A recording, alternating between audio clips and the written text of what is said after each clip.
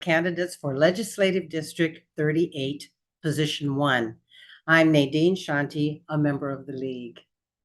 This forum is being live streamed to our League YouTube channel. To those in the virtual space, thank you for joining us. Let me provide some background on the position of Washington State Representative. Members of the legislature enact or reject legislation affecting public policy in the state, provide for the levy and collection of taxes and other revenue to support state government and assist local government, and appropriate funds for these purposes. The House is made up of 98 members, 2 from each legislative district in the state. The total membership of the House is up for election each even-numbered year. This is a partisan office, and candidates may declare a party affiliation. Candidates for LD 38 Position 1 are Julio Cortes, Annie Fitzgerald, and Bryce Nickel. It is the policy of the League to be nonpartisan. Therefore, we neither endorse nor oppose candidates or parties. The rules for participation in this forum were sent ahead of time to all candidates, and they have agreed to follow them. I will pose the questions and will clearly state the amount of time allowed for each answer. We are using a countdown timer that is visible to all candidates, and time limits will be strictly enforced. The order for the first question will be candidate Cortes, then candidate Fitzgerald, and then candidate Nickel. I will then alternate the candidates in the starting position to ensure a fair sequence. So let's begin. Candidates will have 90 seconds to respond to this first question. Candidate Cortes, that question is, what are the top 2 or 3 issues you feel need to be addressed by this office?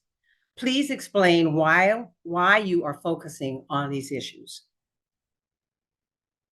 Well, first, thank you so much for the time today.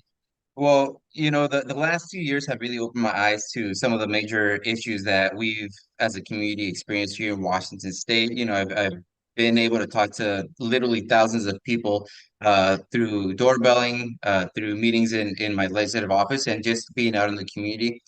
One of my top issues that I have tackled these last 2 years and will continue to tackle is the issue of homelessness. Now, there's a lot of great organizations that are working towards getting folks off the streets. I like to focus a little bit more on homeless prevention work. So making sure that we work a little bit upstream and ensure that folks stay housed. So renter protections has been a big priority, housing, and ensuring that we support our young people who are at risk of becoming homeless. So homeless prevention is one of the top issues that I will continue to focus on in the legislature.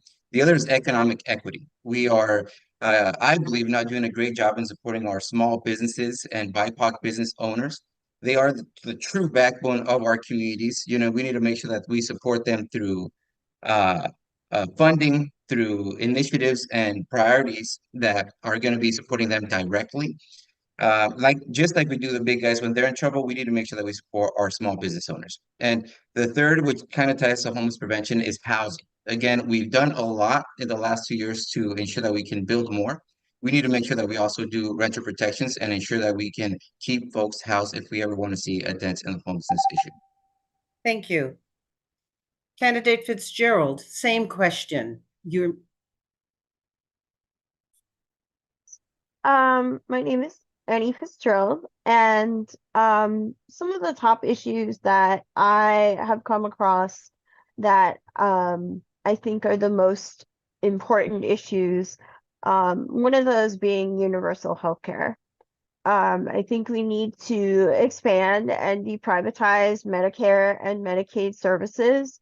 We need to work towards creating a statewide universal public insurance plan, and create an employer mandate to provide health insurance to their entire workforce.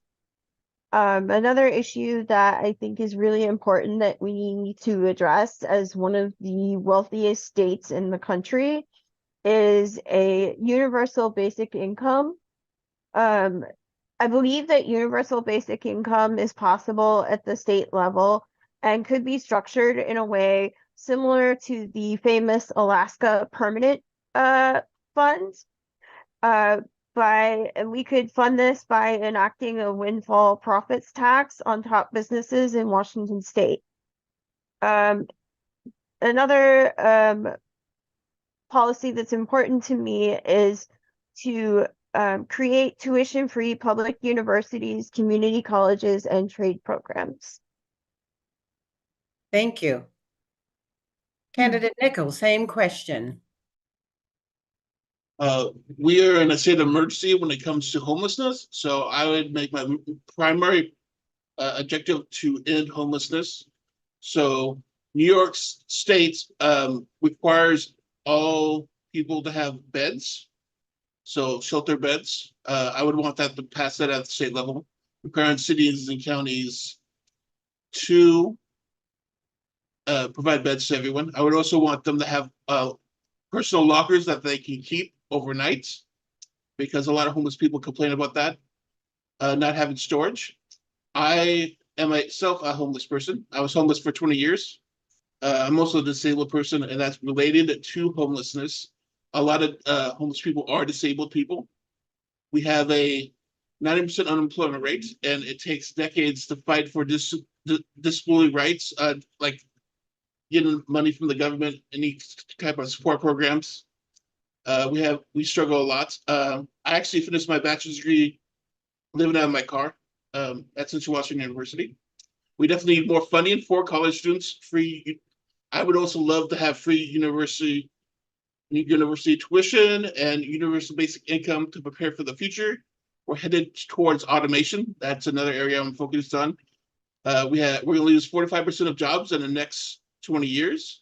Sure, we'll gain more jobs related to AI and automation, but it won't keep up with job loss. Thank you, Candidate Nichols. Candidate Fitzgerald, this question starts with you. What qualifications and experience make you a good choice to address these issues? First of all, I am running as a Democratic Socialist. I'm the only Democratic Socialist on this ticket. And although I've had no elected experience so far, I have years of experience being an activist and grassroots organizer with Democratic Socialists of America for over 5 years now, and many years of disability justice organizing prior to that. I have helped further organizing efforts by picketing with and supporting the working class, especially with the nurses' strike last year at Providence Hospital, and I've supported other UFCW 3000 strikes. Most recently, I was on the picket line with the Herald employee strike late last month.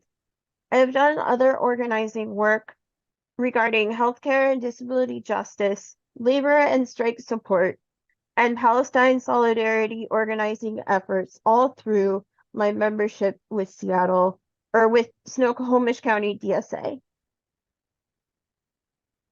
Thank you. Okay, Candidate Nichols, same question. So my background includes board memberships with land trusts. I also joined the regional land trusts recently, which we have 5 states under us. I am a postgrad with a 4.0 GPA.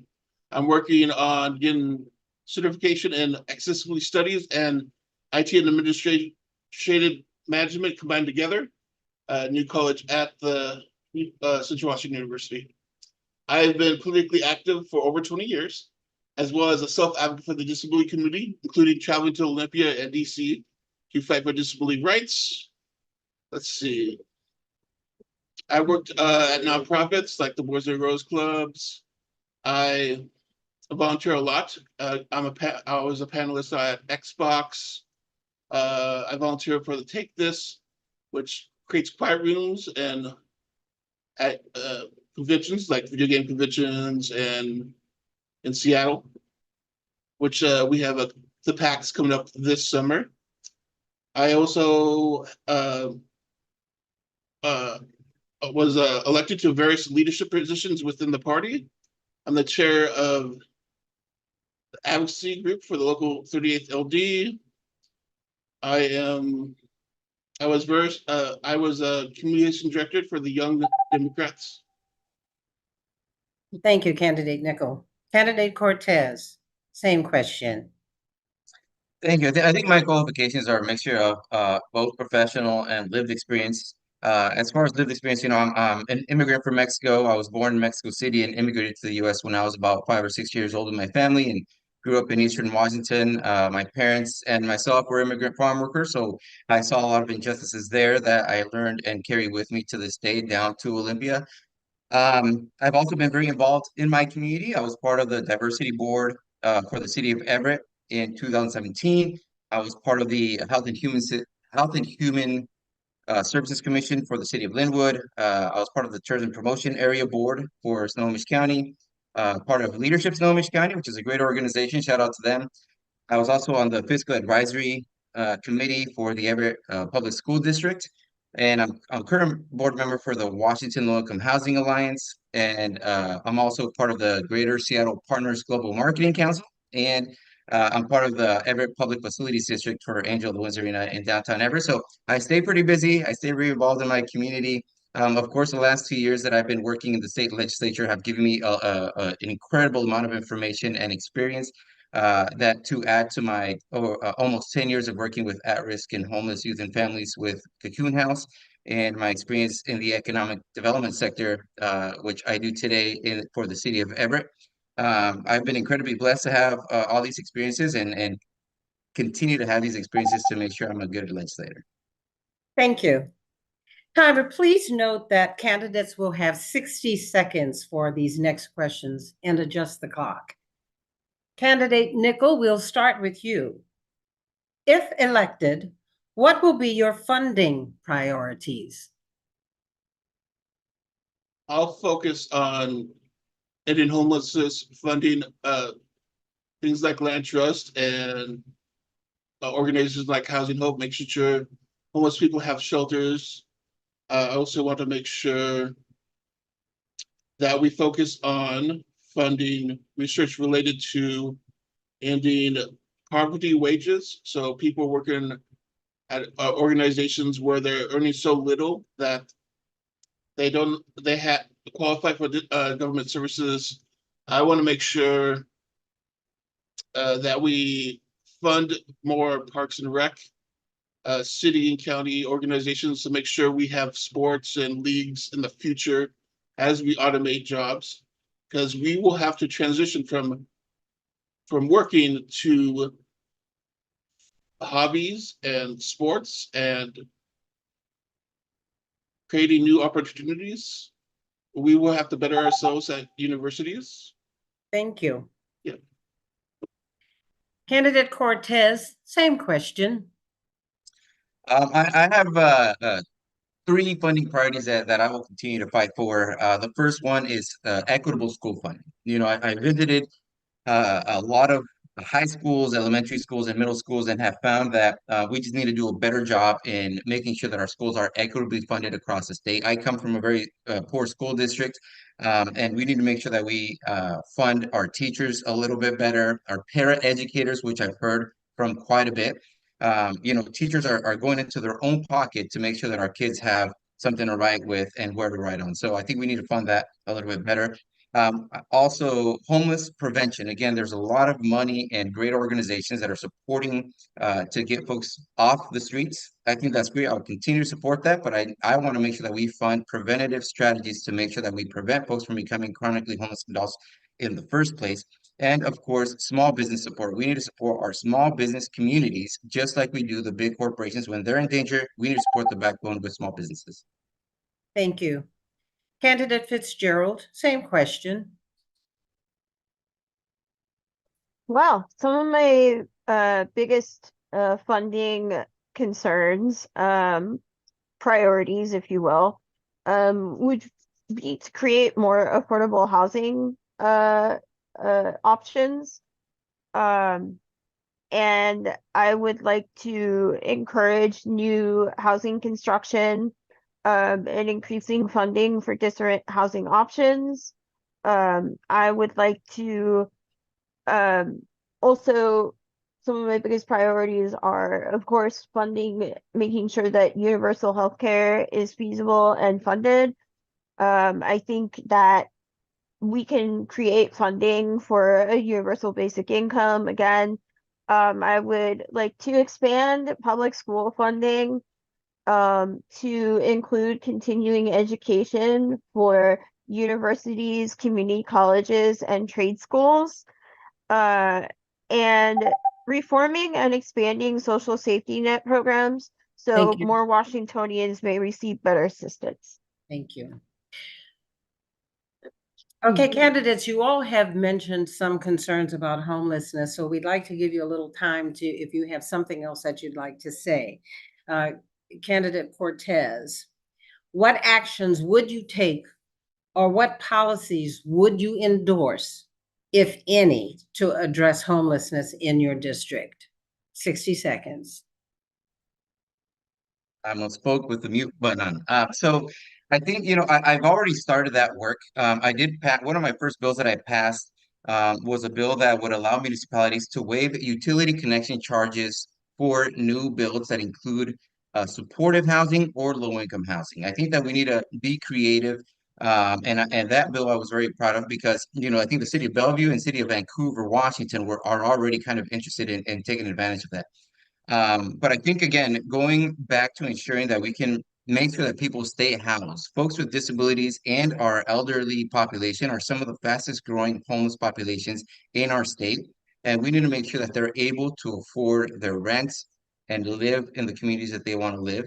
And one of the initiatives that I was very, very proud to be part of was the rent stabilization bill that unfortunately did not pass, but we got very, very close. I'm looking forward to going back to Olympia and ensuring that we can pass that rent stabilization bill to ensure that folks can afford their rent and they don't get the major hikes that we've been seeing the last few years. Thank you. Candidate Fitzgerald, anything further to say on homelessness? Oh, yes. So I believe that homelessness or housing is a human right. And one of my big concerns that I've noticed happening in the city of Everett, Seattle, and other areas is the expanding criminalization of homelessness. I don't think that is the right path to take. It's increased in our area the last few years due to rising cost of living and wealth inequality. I would like to increase new housing construction and encourage increasing funding for different housing options, models including social, cooperative, and public, enact a long-term vacancy tax, make home ownership more practical for the working class, and eliminate exclusive single-family zoning. Thank you. Candidate Nickel? So the first thing I would like to do is 100% shelter requirement. So make sure all cities and counties are sheltering everyone as a human right. The second thing I would focus on is making sure that we have more funding for programs and ending homelessness, and as well as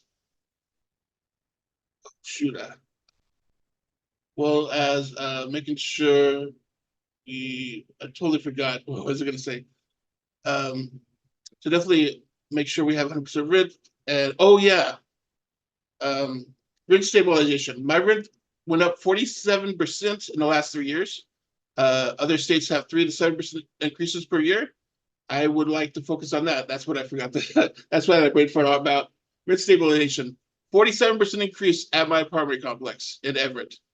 We need to prioritize that as the first thing to pass at the state level. It needs to pass. Thank you. We will start with candidate Fitzgerald on the next question. Please explain how you think public schools should be funded. Are there changes or additions to the existing code that you would recommend?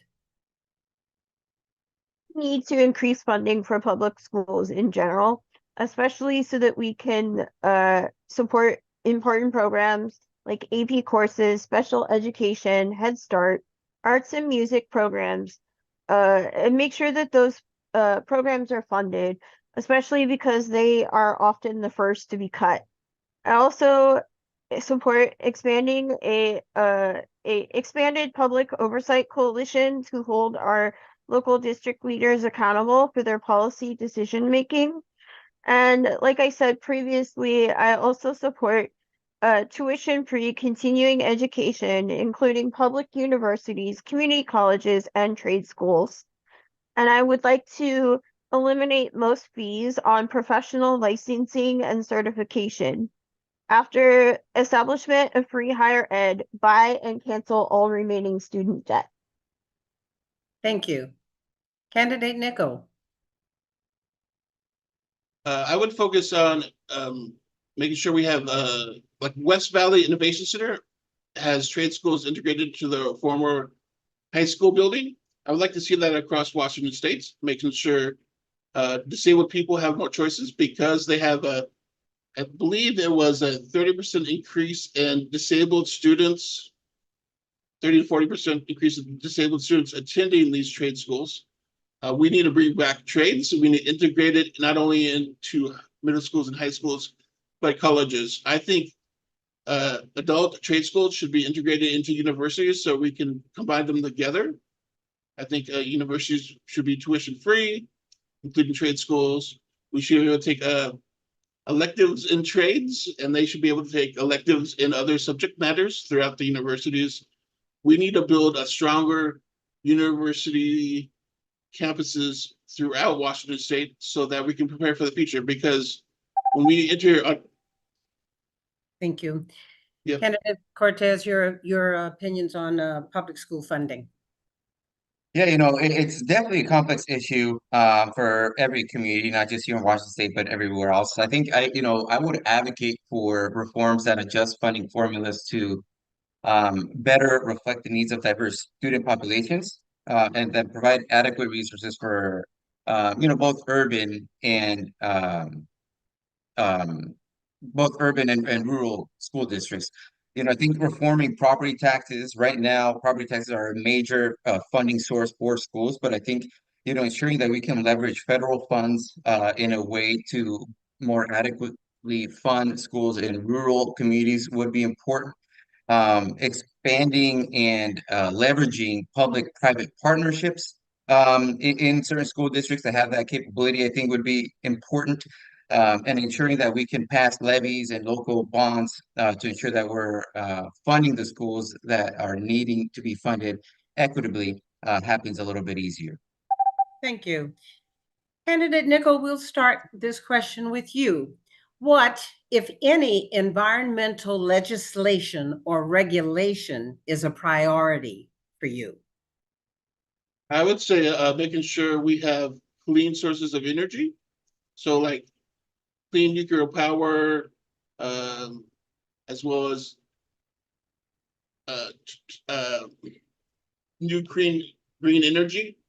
I would definitely say Washington State produces some of the most power, so I would like to see us sell power to other states by building stronger infrastructure or bringing more AI companies to Washington State because we can provide enough power to power their AI centers. Giant AI centers could come up here and we could promote and work with businesses to make sure that we are the center of innovation in the future. Our dam infrastructure made it so we produce abundant of power where when we have our turbines spinning, the dams don't even produce power. It produces enough power for all of us. Thank you. Candidate Cortes, same question.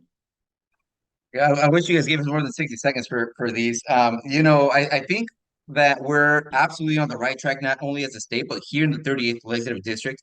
We have companies like Helion, Terra Power, who are both working on fusion and fission technologies that, if they are successful, they are going to revolutionize the way that we do energy worldwide. And that's happening right here in our backyard. I think fusion and fission technologies can be scary to some folks, but in reality, it's not your mom and pop atomic type of technology. This is incredibly futuristic technology that is years away in being successful. I actually toured Zap Energy this morning, and some of the issues that they're tackling are incredible. We also are doing a lot of great work around sustainable aviation fuel here at Payne Field with the new R&D center, and I'm looking forward to we need to invest in these technologies a lot more to make sure that we get in a better place worldwide. Thank you. Candidate Fitzgerald, same question on environmental legislation or regulation. Washington, I feel like it's really important that we must achieve carbon neutrality as quickly as possible to do our part in avoiding total global ecological collapse. I think we have great policies, environmental policies in the works, but I would also support legislation to expand public transportation opportunities across the state. And I support reducing fares or eliminating them entirely to make public transportation more accessible for people with disabilities and more efficient than ever before. Like, we should treat it like we do roads, fire departments, libraries, and it ought to be a service. I would also support a corporate carbon tax to help make our state more carbon neutral, and it could go a long way to fund serious legislation to make our state more environmentally friendly. Thank you. Candidate Cortes, we'll start with you here. How satisfied were you with the most recent Washington state redistricting process? Are there any changes to that process that you would recommend? Yeah, that's a great question. I think, well, generally satisfied with the recent redistricting. I do believe that there's room for improvement in transparency and community involvement. I would recommend reforms that enhance public participation and ensure districts, more accurately represent our diverse community, which I do feel happened in these redistricting process. In Eastern, like I said, I was brought up in Eastern Washington. My family is in the 14th legislative district, which was one of the major districts that got redistricted. And I do believe that the work that happened more accurately is going to represent that population out there. That being said, the way in which everything developed, I think, was unfortunate. There was a lot of contention around how the process was made. But again, I think I would definitely recommend reforms that would enhance the public participation in these districts and transparency. Thank you. Candidate Fitzgerald, same question. I think overall it went relatively well. But I also think that there's room to re-examine the process so that redistricting is more accurate and fair, especially for people of color and other minority groups to receive better representation. I do support the League of Women Voters redistricting support campaign or redistricting reform campaign. But one change I would like to see happen is on the redistricting commission. I think that it would be a really good idea to expand representation on the commission for other parties beyond just Democrat or Republican. I think it's crucial to ensuring that more parties, such as Green, Independent, Libertarian, etc., and have voices and can be heard and represented every 10 years. Thank you. Candidate Nickel, same question, please. I think we should definitely focus on making sure racial minorities and their neighborhoods have representation. Yeah, like the lawsuit in Yakima, the Latino community sued for representation and won. I would like to see us redistrict, making sure that neighborhoods of racial minorities have representation for their neighborhoods. Because when I went to canvass in Yakima, their sidewalks were so broken. They had 40-degree upwards angles on their sidewalks, and no wheelchair could ever use their sidewalks. Their whole neighborhood's falling apart because they have no representation. The city does nothing. I don't know if it's still like that, but I highly doubt they've done as much as they should have for Yakima and their racial minority communities. I would like to see more sidewalks being fixed, especially for disabled people, and my own LD. Thank you. Candidate Fitzgerald, what will you do, if anything, to support a vibrant economy in your district? Biggest ways we can support a more vibrant economy in district is by giving people a living wage that's adjusted annually to keep up with cost of living changes. I also support giving people a UBI right now so the working class can then take that money and use it in the community. I will support policies that will provide more funding options and support for small businesses so they can stand a chance to thrive against larger corporate businesses and some larger franchises that have come into our district and often have an unfair advantage over smaller businesses. By allowing large corporate businesses on every street corner, it often makes it exponentially harder for small businesses to thrive. And I would look into legislation that would potentially rein in large corporations a little bit and provide more localized funding and community support for small businesses. Thank you. Candidate Nickel, same question. Oh, can you repeat the question again? Absolutely. What will you do, if anything, to support a vibrant economy in your district? So I would focus on making sure that we have small businesses supported by Washington State, reduce fees and licensing requirements, especially for minority and disabled owned businesses, as well as making it sure that they have more access to government programs, work with businesses to make sure they reinvest their money back into their businesses, increase wages. I think we should make it illegal to have wages so low that people qualify for government assistance. That everyone should be making a livable wage. So I would like to see living wage tied to the minimum wage and make sure it's not lowered. Personally, I would like to see it tied to production, but that might be a big ask for a lot of people. But we definitely need to get back to production wages, tie it back to production. Thank you. Candidate Cortes? Yeah, I think this is kind of what I do for my day job, right? And I think, I would focus on fostering small business growth. Again, I believe that the small businesses are the backbone of our communities. So I would really want us to foster that growth for them. Workforce development through vocational training, I believe, would be really important. And diversification of our economic drivers, right? For here in the 38th legislative district, we're very, very lucky to have our aerospace industry with not only Boeing, but, there's hundreds of aviation companies that feed into that. I think that diversifying our economic drivers through attracting the green tech sector will be important. I'm looking forward to doing a lot of work in that arena. I want us to be viewed as a mecca for the green tech sector. We have Helion, TerraPower, Zero Avia, which is working on hydrogen airplane engines. We're doing a lot of really cool stuff already, but I think we can do better in attracting a lot more of these types of companies to not only bring a living wage, but a thriving wage to the families here in the 38th. Thank you. Candidates, we've come to your final question, and we will start with candidate Nickel.